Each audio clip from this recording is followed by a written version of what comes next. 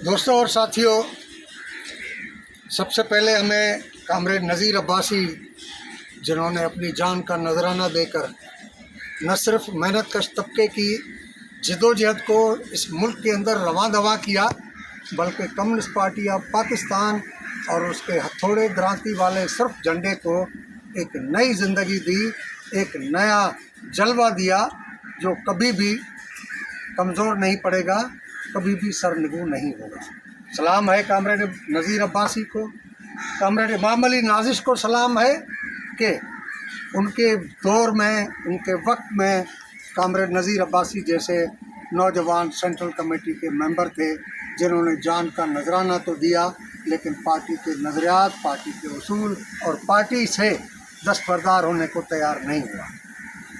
दोस्तों, हम ये बरसी के मौके पर, उनकी शहादत के दिन पर हम यहाँ आते हैं और बुनियादी तौर पर हम एक तजदीद अहद करने आते हैं।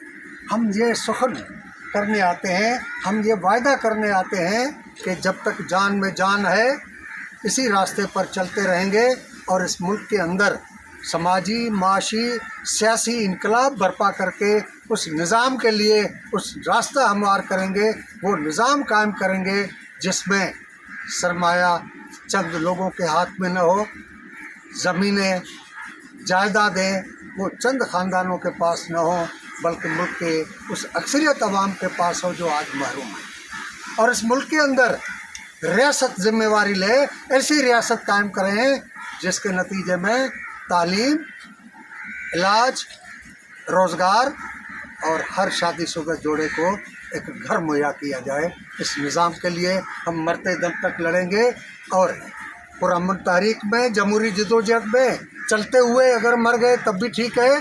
अगर रियासत ने हमारे इन मकासद के लिए जान का नजराना मांगा तो वो भी देने के लिए तैयार होंगे। उससे कामरेड नज़ीर की तरह कोई हिचकिचाहट नहीं।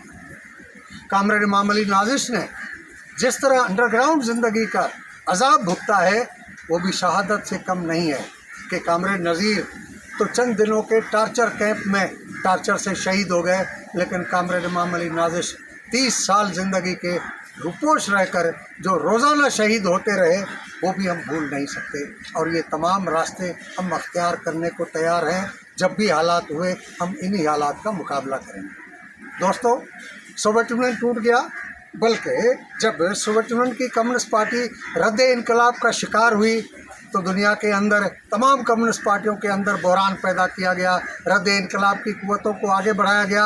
उसके नतीजे में पार्टियां टूट फूट का शिकार हुई, हमारी पार्टी भी इंतशार का शिकार हो गई और लोगों ने कह दिया कि मार्क्सिज्म का खात्मा हो गया।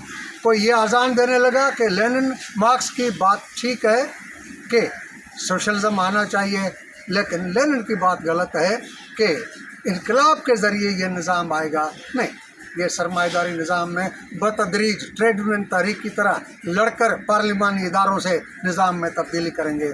लेकिन हमने लेनिन से सबक हासिल किया, कामरेड नज़ीर अब्बासी से सबक हासिल किया, कामरेड नाजिश से सबक हासिल किया कि निज़ाम की तब्दीली पुरअमन तरीके से नहीं हो सकती। पुरअमन तरीके का मकसद क्या है? कामरेड लेनिन ने बिल्कुल वाज़ेह किया है, प्री डिटरमाइन। इनकलाब के लिए पहले से ये बात तय है कि इनकलाब अवामी बगावत से आएगा, और ये भी तय है कि बंदूक के ज़रिए इनकलाब नहीं आएगा, और ये भी तय है कि पुरअमन तरीके से, पार्लिमानी तरीके से निज़ाम तब्दील नहीं होगा। लिहाजा वो दोनों तरीके बवक्त ज़रूरत इस्तेमाल किए जा सकते हैं, लेकिन अवाम को हम मुनज़्ज़म करेंगे उस अवामी बगावत के लिए जिसके नतीजे में समाज बदले। आज दुनिया में फिर कम्युनिज़्म की लहर उठ रही है और 2008 के बाद सरमाएदाराना निज़ाम जिस तरह बहरान का शिकार है, वो बहरान शदीद होता जा रहा है।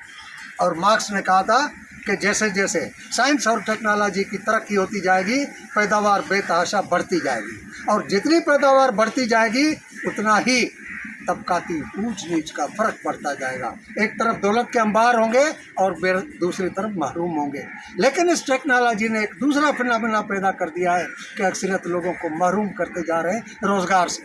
अब वो बहरान पैदा हो रहा है कि उनकी ऑटोमाइजेशन से, उसकी रोबोटाइजेशन से, उसकी कंप्यूटराइजेशन से, उसकी AI के इंजन से پیداوار تو بے تحاشا بڑھ رہی ہے، لیکن افراطی قوت فارغ کرتے جا رہے ہیں، جس کے نتیجے میں فاقوں پر گزارنے والے، فٹ پاتھ پر گزارنے والے لوگوں کی تعداد امریکہ سے لے کر تنزانیہ تک بڑھ رہی ہے، یونان سے لے کر فن لینڈ تک بڑھ رہی ہے، اور ریاستیں عوام کو کچھ دینے کے قابل نہیں ہیں سوائے ریاستی تشدد کے۔